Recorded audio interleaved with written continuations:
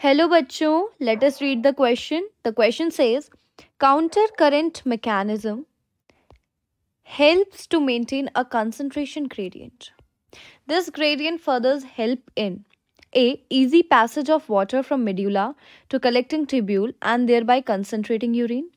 B. Easy passage of water from collecting tubule to interstitial fluid and thereby concentrating urine. C. Inhibition of passage of water between the collecting tubule and medulla, and so isotonic urine is formed. D. Easy passage of water from medullary interstitial fluid to collecting tubule, thereby diluting urine. So the key concept behind this question is concentration of urine.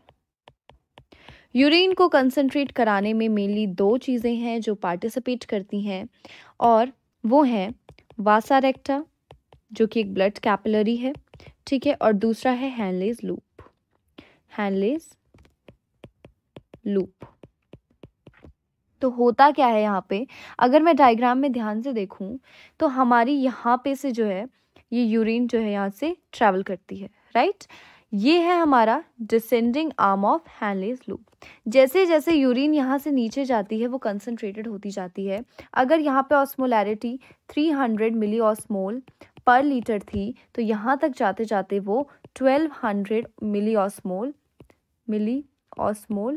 पर litre हो जाती है, right. अगर यहाँ पे तक वो 300 थी तो यहाँ पे तक वो 1200 मिली ऑस्मोल पर लीटर हो जाती है। तो होता कैसे है ये, यहाँ से यूरिन ट्रैवल करती है।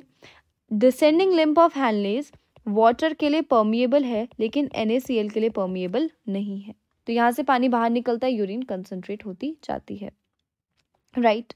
This arrow should be here, ठीक है। इसके बाद जब ये असेंडिंग लिम्ब से पास करती है तो असेंडिंग लिम्ब जो है वो NaCl के लिए परमिएबल है पर पानी के लिए नहीं है, तो यहाँ से NaCl बाहर निकलता है और यहाँ से यूरिन फिर से कैसी होती जाती है, डाइल्यूट होती जाती है। और इसी के ऑपोजिट पैटर्न जो चलता है वो कहाँ चलता है, वासा रेक्टा में चलता है, इसीलिए इसको हम कहते हैं काउंटर करंट मैकेनिज्म। अब होता क्या है, कलेक्टिंग ट्यूब्यूल भी अपना कुछ पार्ट प्ले करता है। कलेक्टिंग ट्यूब्यूल से जो है पानी का इजीली पैसेज हो जाता है, तो कलेक्टिंग ट्यूब्यूल क्या करता है, कुछ वाटर को क्या करता है, कहाँ डाल देता है,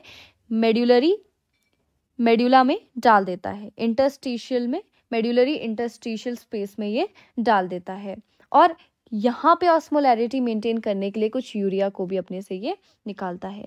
तो अगर मैं कहूँ कि counter current mechanism concentration gradient maintain कर रहा है, लेकिन ये ग्रेडियंट और किस चीज़ में हेल्प कर रहा है, ये इस चीज़ में हेल्प कर रहा है कि जब यहाँ पे ऑस्मोलैरिटी गड़बड़ा रही है तो कलेक्टिंग ट्यूब्यूल क्या करेगा, कुछ पानी को अपने से निकाल देगा और फिर से यूरिन को क्या कर देगा, कंसंट्रेट कर देगा।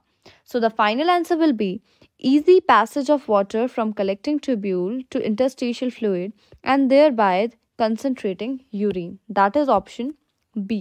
I hope you understood it well. All the best. Thank you.